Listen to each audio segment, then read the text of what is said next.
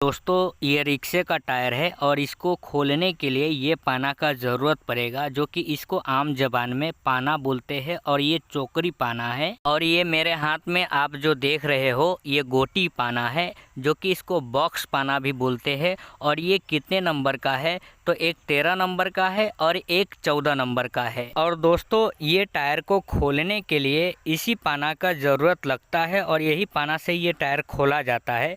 और इसमें 8 नट आता है, तो कभी कभार इसमें 14 नंबर का नट भी लगा रहता है और कभी कभार 13 नंबर का नट भी लगा रहता है।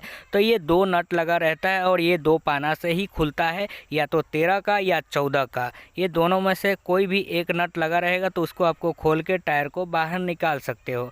तो इस तरह से ये पाना को आपको फंसा करके और टायर को खोल सकते हो। तो चलिए, रिक्शे का टायर खोलने के लिए सबसे पहले आपको वाल पिन को ये खोल के निकाल देना है, क्योंकि इसमें अगर थोड़ा भी हवा रहेगा तो टायर खोलोगे तो ट्यूब फटने का चांस रहेगा। वाल पिन तो खोल दिया हूँ दोस्तों, लेकिन यहाँ पे एक बात और ध्यान रखना है, ये मार्किंग कर लेना है, क्योंकि जब मार्किंग कर दोगे तो टायर को खोलने के बाद ट्यूब जब बाहर निकालोगे तो आपको पंचर ढूंढने में आसानी रहेगी। और ये नट है जो कि आप देख सकते हो, इसमें 8 नट लगा हुआ है और कोई टायर में 4 नट भी होता है और 6 नट भी होता है, तो ये 8 नट वाला है।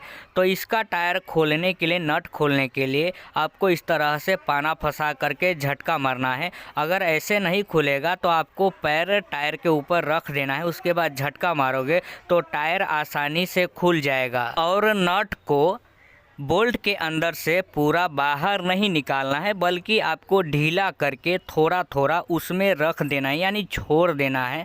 और जब पूरा नट को खोल दोगे अच्छे तरीके से, तब आपको हाथ से खोल के और बाहर निकालना है। क्योंकि कोई ऐसा नट होता है जो पाना का जो अंदर होल होता है, उस होल के अंदर, जो कि आप देख सकते हो ये होल के अंदर वो फंस जाता है। इसीलिए आपको पूरा खोलने के लिए मना कर रहा हूँ। इसमें जो भी नट लगा हुआ था, नट को मैंने ढीला करके लूज़ करके बाहर खोल दिया है।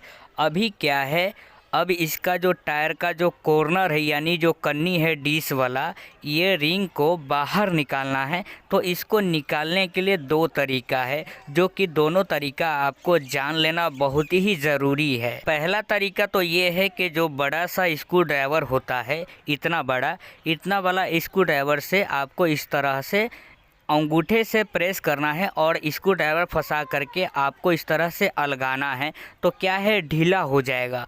और एक और तरीका है जो कि मैं आपको बताना ज़रूरी समझूंगा।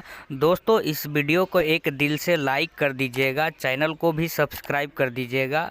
ये देखिए ढीला तो हो गया है स्क्रू ड्राइवर से एक साइड का, लेकिन दूसरे साइड का मैं आपको बताऊंगा। ये देख सकते हो दोनों साइड से ढीला मैं करके आपको दिखा रहा हूँ, 1 मिनट। दूसरा तरीका ये है कि टायर लीवर को इस तरह से पकड़ना है और जो छेनी होता है इस तरह से पकड़ करके और हथौड़ी मारोगे तो ढीला हो जाएगा। ये दूसरा तरीका है। ये 2 तरीके से इसका कन्नी, जो इसका रिंग का जो साइड वाला कॉर्नर होता है, वो ढीला करके आप निकाल सकते हो।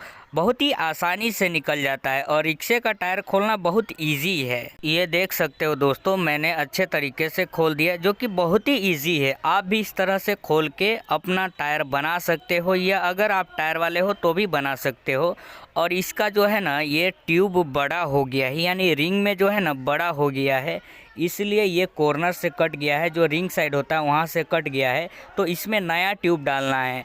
तो मैं आपको वापस फिटिंग करने का सही तरीका मैं बताऊंगा, तो वीडियो को लास्ट तक ज़रूर देखिएगा। और इसका साइज नंबर है दोस्तों 408। रिक्शा में, जो बजाज रिक्शा है उसमें 408 का टायर लगता है, यानी टायर का साइज नंबर है ये। आप देख सकते हो 408 है। और इसमें 4 प्लाई का टायर भी आता है और 6 प्लाई का भी टायर आता है। तो चलिए दोस्तों इसमें ट्यूब डाल देते हैं।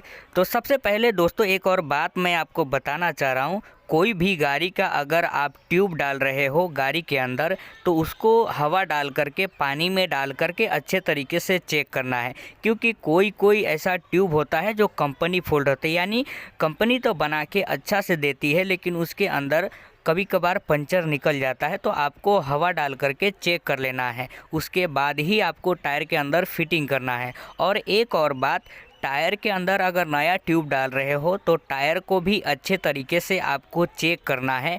टायर के अंदर किल्ला को भी चेक करना है और पत्थर को भी चेक करना है। हो सकता है कि उसके अंदर किल्ला या पत्थर या कोई कचरा वगैरह टायर के अंदर रहने की वजह से पंचर होने का चांस वापस हो जाता है। तो इसीलिए आपको टायर और ट्यूब दोनों को कंप्लीट चेक करके उसके बाद ही दोस्तों आपको फिटिंग करना है।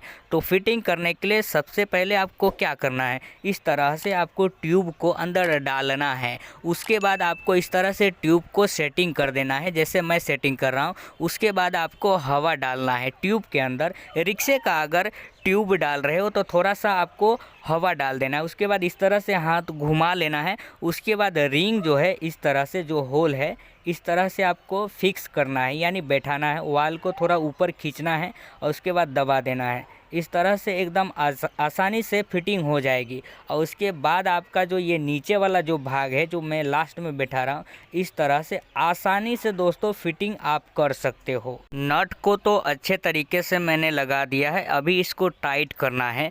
तो टाइट करने के लिए सबसे पहले आपको दो नट को टाइट करना है, यानी आमने सामने। जो मैंने अभी नट जो टाइट कर रहा हूँ उसके सामने वाला ही ठीक उसके सामने वाला टाइट करना है, यानी आमने सामने। ये दो नट टाइट हो जाएगा। उसके बाद फिर एक आमने सामने टाइट करना है जो कि चारों साइड से होना चाहिए। उसके बाद लॉक हो जाएगा। उसके बाद आप कोई भी नट टाइट कर सकते हो। दोस्तों मैं सही बोल रहा हूँ, ये टायर अगर मैं कभी बनाता भी हूँ तो अंदर से मेरा दिल जो है ना धक धक करता है। क्यों? ये टायर का कोई गारंटी नहीं है कितना हवा पे ये टायर कभी भी फट सकता है, क्योंकि ये नट वाला टायर है, इसमें बहुत रिक्सी रहता है। इसीलिए बहुत कम इस टायर को मैं बनाता हूँ, लेकिन क्या करेंगे, पापी पेट का सवाल है, इसको बनाना ही पड़ता है।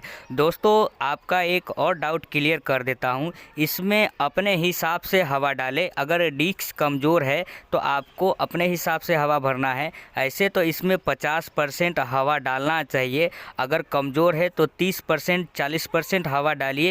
अगर ज़्यादा कस्टमर बोलता है कि मुझे ज़्यादा हवा डाल के दो तो आपको इस तरह से कहना है, आप पाइप लेकर के खुद से टायर के अंदर हवा भर लो। अब ये टायर कंप्लीट हो गया है।